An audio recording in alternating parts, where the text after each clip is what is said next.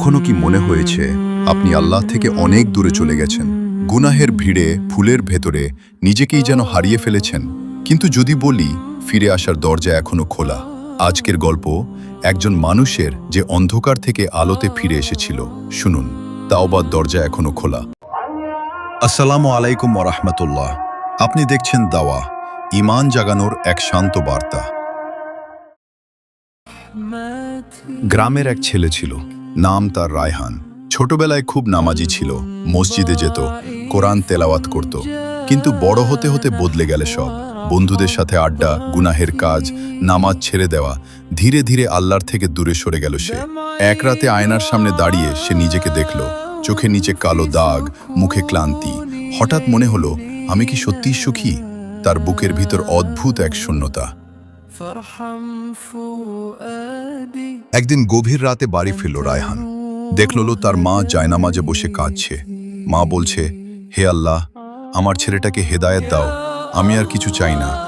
রায়হান দরজার আড়াল থেকে শুনছিল, তার বুকটা কেঁপে উঠল। সে বুঝল মায়ের দোয়া এখনো তার জন্য চলছে। পরের দিন রাস্তায় এক বৃদ্ধ হুজুরের সাথে দেখা হলো। হুজুর শুধু একটি কথা বললেন, বাবা, আল্লাহর দরজা কখনো বন্ধ হয় না, মানুষ দূরে যায়, আল্লাহ না। এই কথাটা যেন তার হৃদয়ে আঘাত করল। সেই রাতে ঘুম এলো না। সে ভাবল, আমি কি এত গুনাহ করেছি যে আল্লাহ আমাকে ক্ষমা করবেন না?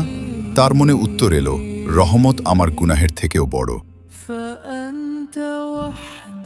ফজরের আজানের শব্দ কানে এলো। অনেক দিন পর সে ওযু করল, হাত কাঁপছিল। নামাজে দাঁড়িয়ে প্রথম সিজদায় গিয়েই কান্নায় ভেঙে পড়ল। ইয়া আল্লাহ, আমি ফিরে আসতে চাই, আমাকে ফিরিয়ে নিন। সেই কান্না ছিল সত্যিকারের তাওবা। কয়েক মাস পর রায়হান এখন নিয়মিত নামাজি। আগে যে বন্ধুরা গুনাহের পথে ডাকত, এখন সে তাদের মসজিদে ডাকছে। তার মুখে শান্তির হাসি। একদিন মা তাকে বললেন, বাবা, আজ তোমাকে দেখে আমার দুনিয়া সফল। রায়হান আকাশের দিকে তাকিয়ে মনে মনে বলল, ধন্যবাদ আল্লাহ, আমাকে ফেরানোর জন্য। তুমি যত দূরেই চলে যাও না কেন, আল্লাহর রহমত তোমার থেকেও কাছে।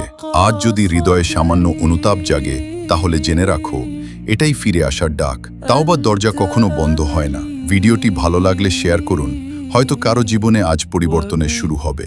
আল্লাহ আমাদের সবাইকে হেদায়েত দান করুন। আসসালামু আলাইকুম ওয়া রাহমাতুল্লাহ।